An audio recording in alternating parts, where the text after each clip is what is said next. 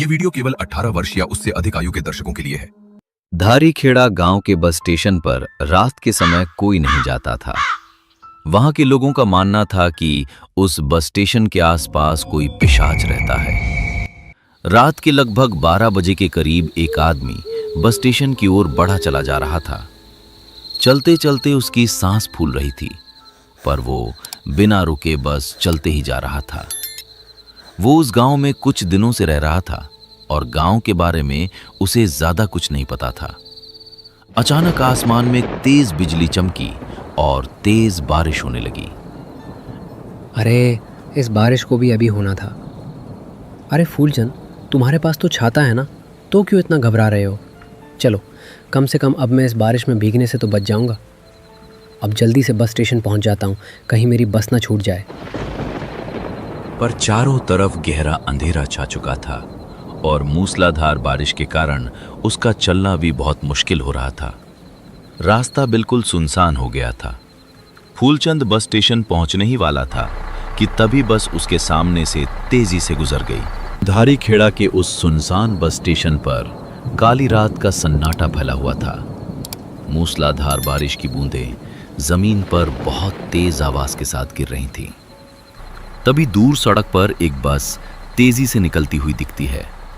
पीछे से भागता हुआ एक आदमी जोर जोर से चिल्लाने लगता है, अरे रुक जाओ, अरे भाई रुक जाओ, कोई तो बस को रोको, मुझे अपने गांव जाना है भाई, बहुत ज़रूरी काम है, रोको रोको, अरे भगवान के लिए बस रोक दो। वो बस स्टेशन की उस सुनसान सड़क पर बदहवास होकर दौड़ रहा था और जोर जोर से चीख रहा था, लेकिन उसकी चीखें उस तूफानी बारिश के शोर में दब कर रह गईं। बस बहुत तेजी से अंधेरे में आगे निकल गई। फूलचंद बीच सड़क पर हाफते हुए रुक जाता है। उसे समझ ही नहीं आ रहा था कि अब वो क्या करेगा। हे भगवान, अब मैं क्या करूँगा? अगर मैं सिर्फ 1 मिनट पहले इस बस स्टॉप पर पहुँच जाता तो आज मेरी ये आखिरी बस बिल्कुल नहीं छूटती। अब मैं इस मूसलाधार बारिश में अपने गांव कैसे जाऊंगा? इतनी रात हो चुकी है, घड़ी में 1:30 बज रहा है और यहाँ आसपास कोई इंसान तो क्या, दूर दूर तक कोई जानवर भी नज़र नहीं आ रहा है। ये कैसी मनहूस जगह है। फूलचंद उस बस स्टेशन के टूटे हुए शेड के नीचे बिल्कुल अकेला और लाचार खड़ा था। चारों तरफ सिर्फ पेड़ों के हिलने की और हवा की भयानक साए साए की आवाज आ रही थी। तभी अचानक पीछे से सूखी पत्तियों पर किसी के चलने की छप छप आवाज आती है। अंधेरे में से निकलकर एक अजीब सा आदमी फूलचंद के करीब आता है। क्या हुआ भाई? इतनी रात गए इस भयानक सन्नाटे में यहाँ अकेले खड़े खड़े क्या कर रहे हो? अचानक किसी की आवाज सुनकर फूलचंद चौंक जाता है, पर सामने इंसान को देखकर थोड़ा राहत की सांस लेता है। क्या बताऊं भाई, मुझे आज रात हर हाल में अपने गांव वापस पहुंचना था। गांव में मेरी ज़मीन को लेकर बहुत बड़ा मसला चल रहा है और उससे भी बड़ी बात यह है कि मेरे पिताजी की तबीयत बहुत ज़्यादा ख़राब है। डॉक्टर ने जवाब दे दिया है, लेकिन मेरी किस्मत ही फूटी थी कि मुझे इस बस स्टेशन तक पहुंचने में थोड़ी सी देर हो गई। मेरे यहाँ पहुंचने से महज चंद लम्हे पहले ही वो बस मेरी आंखों के सामने से तेज़ी से निकल गई। अब मैं समझ नहीं पा रहा हूँ कि इस मूसलाधार बारिश और इतनी रात में अपने गांव वापस कैसे जाऊँगा। बस यही सोच सोच कर मेरा दिमाग फटा जा रहा है। वो आदमी फूलचंद की बात सुनकर अपना सिर हिलाता है और बहुत ही अजीब ठंडे लहजे में मुस्कुराता हुआ बोलता है, ओहो, ये जानकर तो मुझे सच में बहुत अफसोस हुआ कि तुम्हारी आखिरी बस छूट गई। और जब तुम्हारे पिताजी की तबीयत इतनी ज़्यादा खराब है तो जाहिर सी बात है कि तुम्हें अपने गांव वापस जाने की बहुत ज़्यादा जल्दी होगी, है ना भाई? हाँ भाई, सही कहा आपने, मेरा दिल तो बैठा जा रहा है। भाई, क्या आप मुझे बता सकते हैं कि इस बस स्टॉप से अगली बस कब तक आएगी? कोई लोकल गाड़ी या कोई बस? भाई, यहाँ से तो अभी रात के समय कोई भी बस नहीं जाएगी। कोई ड्राइवर रात में इस रास्ते पर बस लाने की गलती नहीं करता। हाँ, पर यहाँ से थोड़ी दूर जो दूसरा मुख्य स्टॉप है, वहाँ दूसरे रूट से एक बस यहाँ जरूर आएगी, पर वो बस सुबह के 7 बजे या 7:30 बजे से पहले किसी कीमत पर नहीं पहुँचेगी। तुम्हें सुबह 7 बजे तक का इंतजार करना पड़ेगा, तब तुम उससे आराम से जा सकते हो। ये सुनकर फूलचंद एकदम सन्न रह जाता है। वो उस आदमी की बात सुनकर बहुत गहरी सोच में पड़ जाता है और उसका चेहरा उतर जाता है।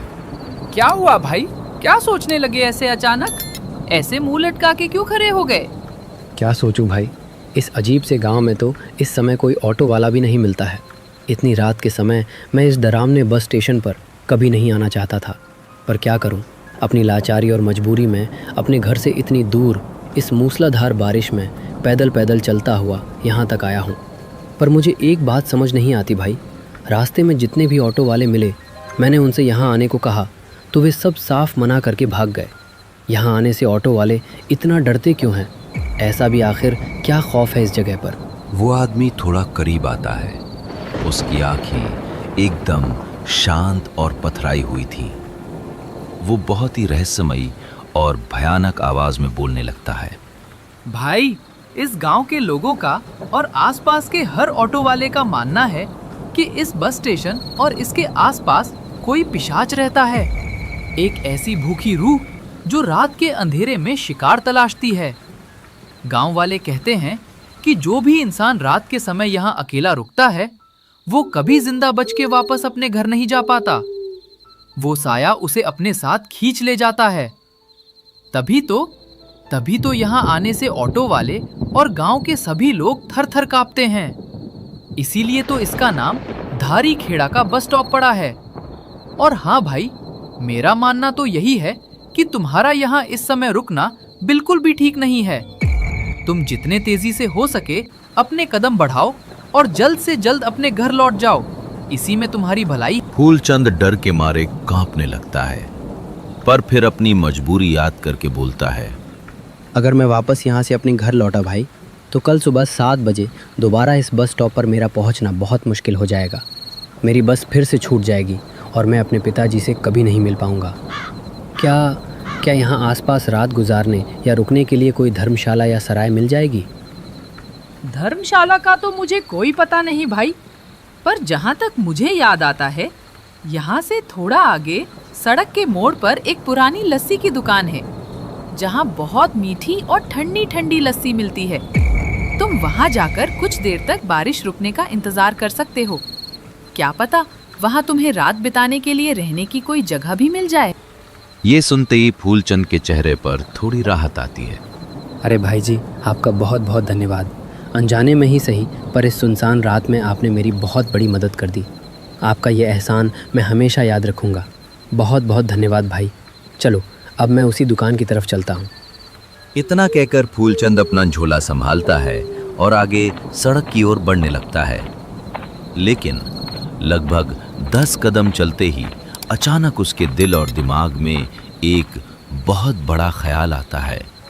वो अचानक चलते चलते रास्ते में ठिठक कर रुक जाता है।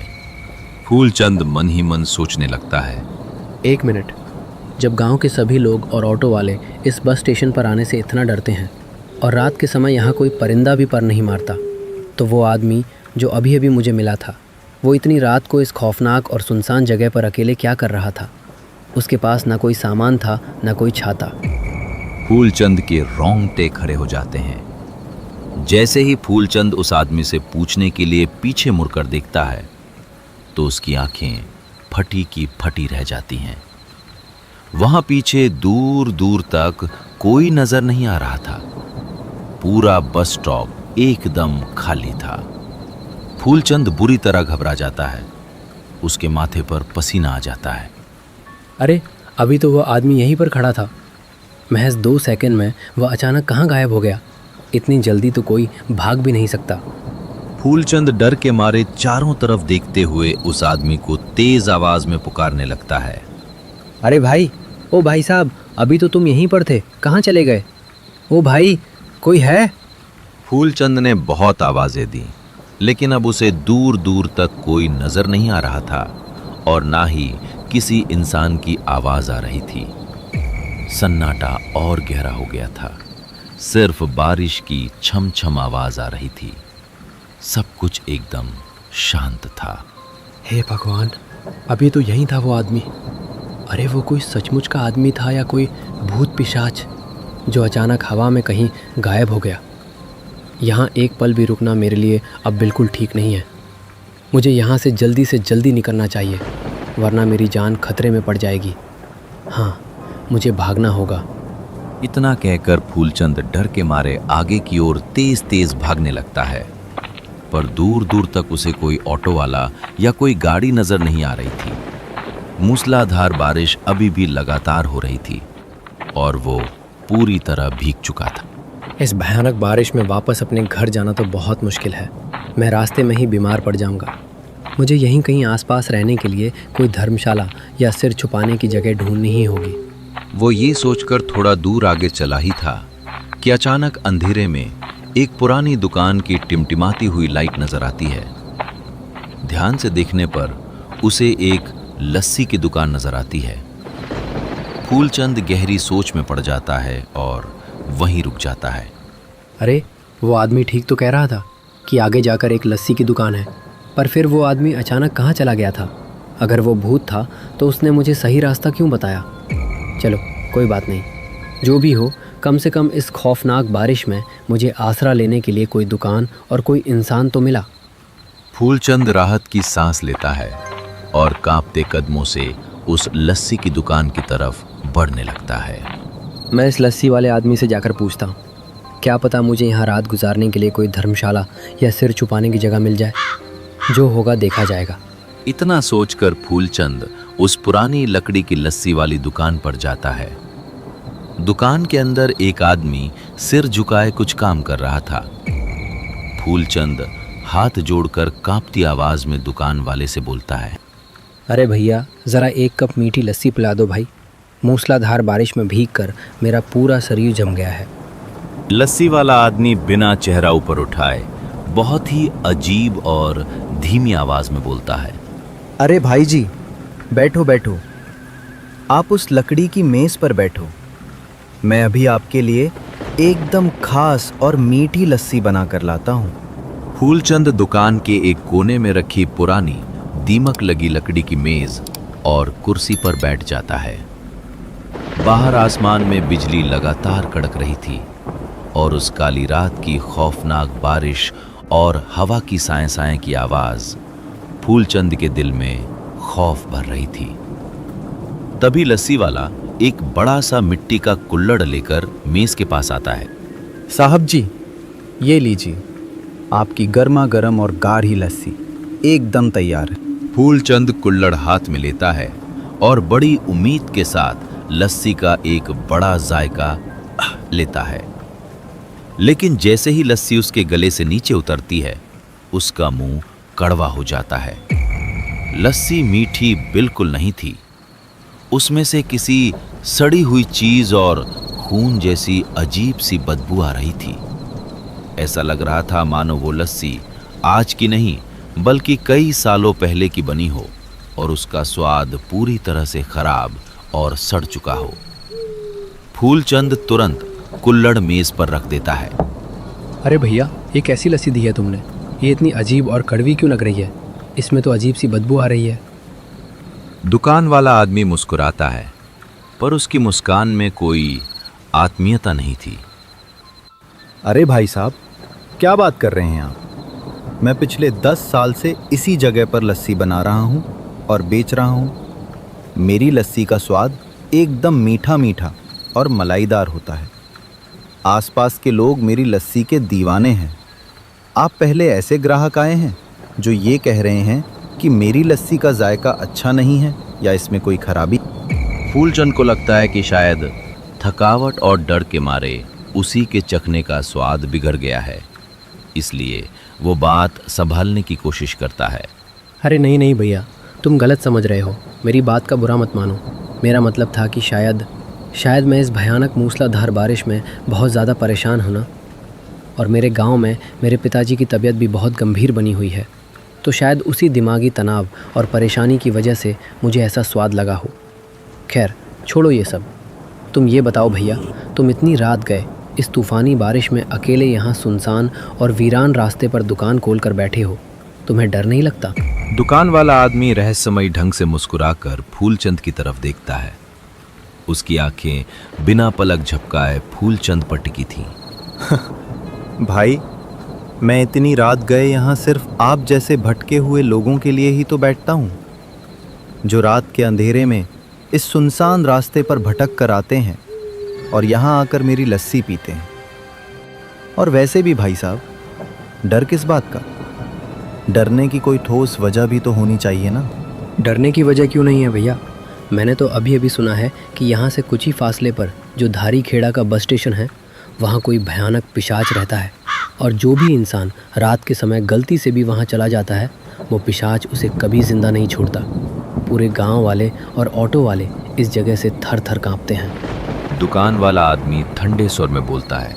हाँ साहब जी, ये बात तो बिल्कुल सच है कि उस धारी खेड़ा बस स्टॉप पर एक पिशाच रहता है, और रात के समय वहाँ गलती से भी कोई इंसान जाने की हिम्मत नहीं करता। पर भाई साहब, आप ये सब खौफनाक बातें जानने के बाद भी इतनी देर रात उस मनहूस बस स्टेशन पर क्यों गए थे? क्या बताऊं भाई, मैं तो इस गांव में एकदम नया आया हूं।